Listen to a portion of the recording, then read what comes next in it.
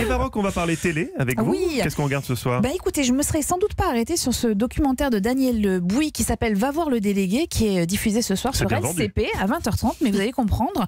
C'est un documentaire où le réalisateur est parti à la rencontre de 5 syndicalistes. Mais en fait, à l'heure de la crise des Gilets jaunes, et vous savez, cette défiance que nous constatons à la fois à l'égard des partis politiques et des syndicats, j'ai trouvé qu'il était intéressant en fait d'entendre ces personnes qui s'engagent au quotidien pour défendre les droits des salariés, comme Sébastien, il est facteur et militant au sein de Sud PTT. Moi, c'est vrai que j'ai choisi facteur, c'est qu'en fait, je ne me voyais pas travailler dans une boîte dont le seul but était de faire du pognon.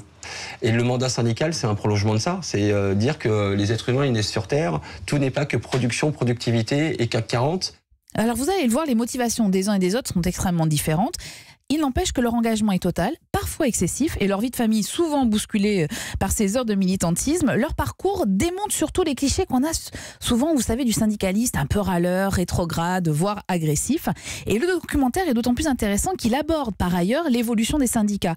Quelles sont les attentes des salariés par rapport aux différentes organisations? Olivier, par exemple, il est délégué FO à l'hôpital d'Amiens. Il ne cache pas un certain désarroi. C'est du service, du conseil.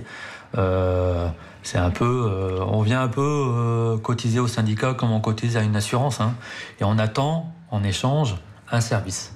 Hein. C'est fini un peu le temps des barricades, des grands idéaux et des grandes défenses, la défense du statut, tout ça. Ça devient compliqué pour nous à gérer tout ça. Hein.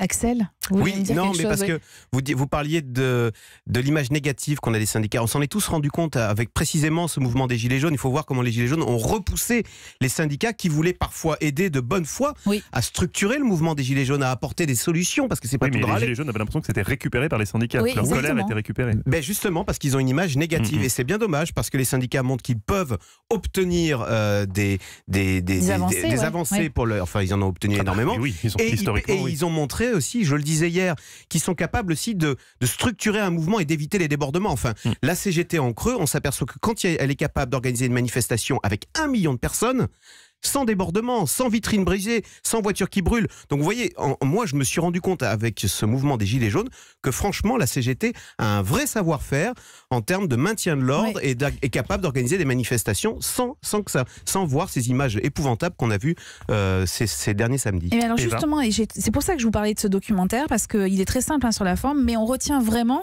les 5 portraits de femmes et d'hommes qui sont enthousiastes malgré la difficulté de leur mission, des salariés qui ont vraiment décidé de consacrer leur temps aux autres au profit d'un collectif et non pas d'une entreprise individuelle. Alors pour autant, si vous avez envie quand même de vous offrir une séance cinéma à la télé, il y a aussi d'autres programmes. TMC diffuse par exemple à 21h Charlie et la chocolaterie, le fabuleux film de Tim Burton, exactement, vous pouvez laisser vos enfants devant. Et puis France 3, Mystic River, le film de Clint Eastwood que j'adore aussi. Un des meilleurs de Clint Eastwood. Voilà. Et puis Canal+, je voulais vous l'indiquer aussi, lance sa nouvelle série qui est adaptée du roman d'Elena Ferrante, L'amie prodigieuse, et je vous propose d'en reparler dans les prochains jours. Vous l'avez vu ou pas? Non, parce que j'ai pas eu le temps de la regarder en entier, donc je voulais c'est vrai que les journées font que 24 heures. Exactement, malheureusement, il faut bien j'ai envie de vous ménager dire. quand même 2 heures pour dormir.